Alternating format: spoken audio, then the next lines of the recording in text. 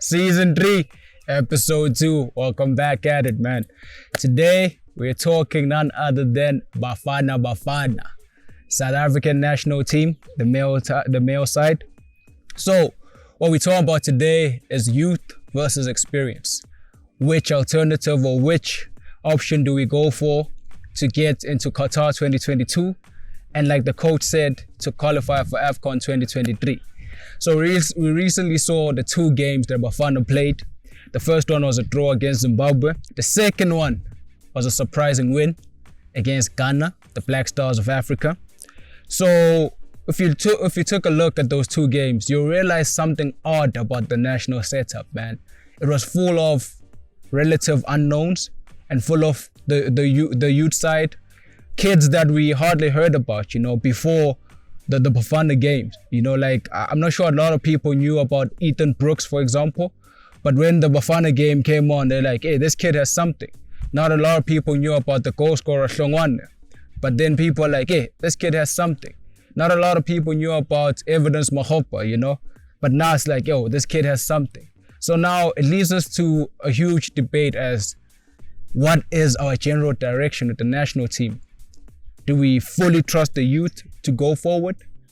Or do we also incorporate some experience into the team, So let's just take a good, close look at those 2. For me personally, here's my take, but you can also hit us up on the comment. Please do tell us what you think, because this is like an open discussion, man. We want to hear your thoughts. Tell us which is the best option for our national team, because it's our national team. We can't throw Bafana in the bin, man. We have to stick together. So here's my take. If we stick with the youth, we are going to have a problem going forward, because there are going to be some games, especially away games in Africa. Away games in Africa are not the same as here back home. In Africa, in West Africa, those parts, West Africa, North Africa, the fans play rough, man. The minute you arrive, they let you know that, yo, you're in our country now and we're not going to allow you to win easily.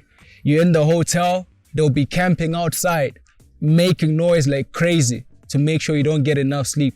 In the stadiums, you'll see the entire national defense team, their army surrounding the pitch. Remember that one match where Bafana had to qualify and they had an army and they were sounding shots in the stadium mid-game? That's what happens in Africa, man. So if you're gonna put kids in that situation, it might be tricky in the long run, because they don't have experience in those fronts, The kids are good, they are talented, they have energy, they're full of youthful exuberance, if I can put it like that, They can get the mouths covered. But do they have the experience to take in all that the world is throwing at them? I don't think so. And here's the problem with experience, The biggest problem is, we get it, you guys are talented, you've been there, you've done that, but what have you done for the country? You understand? So that's where the coach I feel is at crossroads with. It's like, yeah. If you look at people like Themba Zwane, for example. Themba Zwane, Itumele Nkune, our experienced campaigners, Serero, they're no longer featuring in the national team. So it's a case of, yeah, we get it, you guys are talented, but what have you done for the country? So if we stick with you guys, knowing that you guys are talented, but we haven't received anything in return, For example, Themba Zwane was recently our player of the year, not so long ago, but is not featuring that much. Another big name is Thembinkosi Lorch, A few years ago, he was making the whole country happy in Egypt when we knocked out Egypt in AFCON. But now he's nowhere close to being called out for the national team. And Thembinkosi Lorch is very talented. So now the biggest question is, we get the talent, gents, but what have you done for the country? You understand? So that's where the experience, we have a problem with the experience. So with the youth, it's like, let's try something new. I feel personally, but like I said, please hit us up in the comments so we also know what you're thinking. I feel personally, we can mix the 2, Let's try get, I wouldn't say 50-50, but let's try get like a 60% youth and 40% experience, where we can try and gel the 2. So the experienced guys don't have to play a lot of minutes, but they can guide these kids and be like, yo, I've been to Egypt before. The Egyptian fans are going to do A, B, and C. the Egyptian officials are going to do A, B, and C. So expect A, B, and C.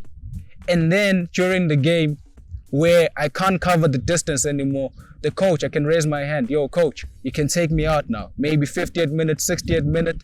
Put on a kid who can cover that ground, who can cover that distance, rather than have a squad where it's just basically kids, you know. And our only experienced player is Williams, our captain now.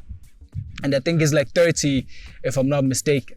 So we can't just have one seasoned campaign in Williams, who also a lot of people, including myself, kind of have question marks hanging over his head. Like, one, how did it come about that he's the national team captain now? Two, is he really the best goalkeeper in the country? You understand? So it's a weird mix. It's a weird mix, man. But let's look at the positives, because I feel like when it comes to the national team, myself included, we too much on them. We can never be happy. I feel like we were cursed with the class of 97. Is it the class of 97? Yeah, 96. I think we were cursed with the class of 96, where they just overly achieved and they were super talented. So we're like, we have to compete like this every time. So those guys won AFCON. They were qualifying for World Cups. They were challenging Brazil. You understand? They were doing amazing things. They were a household name everywhere. So I think we got spoiled from there onwards. And we're like, everything has to be like the class of 96. But my advice to everyone is, we can't rely on our history too much. Because if we do that, we're not going to create new history. You understand? So let's learn to give the new guys a chance. Because whatever happens with Bafana, we are never satisfied.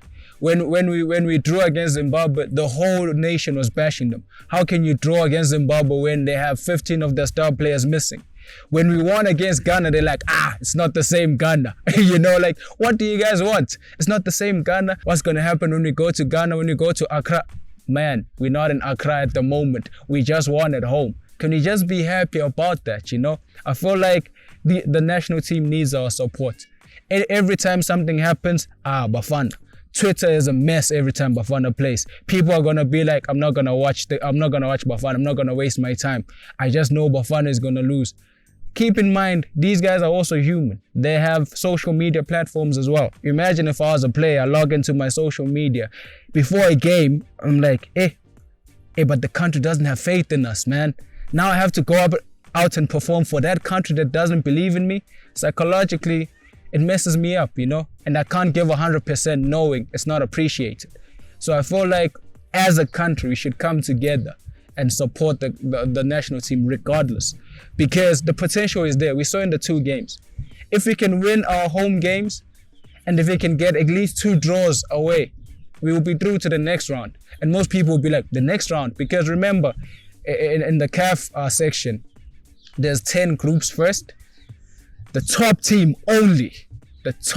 only goes through into the next round, where it's a home and away tie. And the winner, the winning 5 nations qualify for the World Cup. So we still have a long way to go.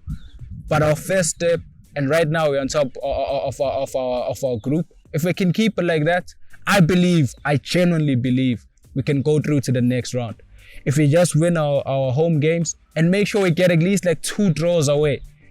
2 draws away, we're good for the next round. And then we can start worrying about the next round. Also, the coach, Hugo Bross, I feel like we haven't seen his philosophy, but it's too early to judge, man. He has been in charge for like, 3-4 games. We can't really see what he's trying to do with the national team, you understand? Like, are we a passing side? Are we a pressing side? Are we a counter-attacking nation all of a sudden? We haven't seen anything, but again, it is too early to judge. You can't just make up how the coach is playing in 2 games. Let's give him time. But his evidence, his philosophy was, let me introduce more youthful players. So we know that up front. So we're not sure if our seasoned campaigners are going to get a chance. We read up on people like Patosi crying about not being called up for the team whilst he's doing well in Iran. He said, I don't think the coach watches our league because everyone in Iran is asking me, why aren't you called up for a national team? We saw Serrero winning 2 major awards in the Middle East, but is not being called up. You understand? People like Keegan Dolly back in the country, but we can't expect him to be called up immediately. But he's talented, you understand? But he's not called up. And the biggest issue we have at the moment, besides all of those that I just mentioned, the biggest issue is clubs in South Africa, the PSL clubs. Because now it's a case of, will they be forced to play these young guys because they are being called up to the national team, but not necessarily playing week in, week out for their own teams, you know? The biggest example is Kaizer Chiefs players. We have Dube, we have Ngobo, who are not starting for Chiefs, which raises a lot of questions. So now as fans, we're asking ourselves, hey, these guys are not good for Chiefs, but they're good for South Africa. It makes no sense. Anywhere in the world, that doesn't happen. If you don't play for your team, you can't play for your country. But it's happening here in South Africa, which shows you there might be a problem with how we do things. So now I think clubs will be forced to play these youngsters who are being called up for Bafana. TX Galaxy has already been playing Ethan Brooks, you know, but not a lot of people watch TX Galaxy, let's be honest. Not a lot of people watch TX Galaxy when they play. They'll only watch them when they play against their side, you know. You can only be glued to your screen when it's TX Galaxy against Chiefs or against Pirates or against Sundowns. Then you can see, oh, Ethan Brooks is actually a good player. Evidence Malhopa, I think, is back at Baroka on loan. No one really watches Baroka, to be honest. We only watch them when they play against Chiefs, Pirates, Sundowns. So we can't see how good he is. So now those clubs are also under pressure to say, hey, but this is a national team player, so he has to get the minutes.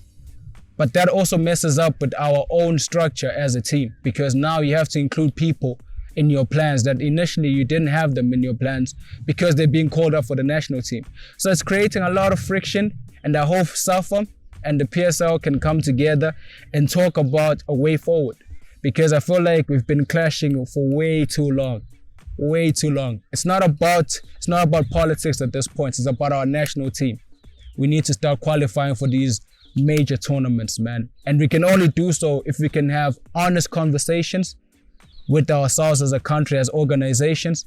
How can we help SAFA out? How can SAFA help the PSL out? Rather than looking the other way every time. We have to come together, man. And I feel like, honestly speaking, I feel like we can qualify. Not just for 2023, but for 2022, man.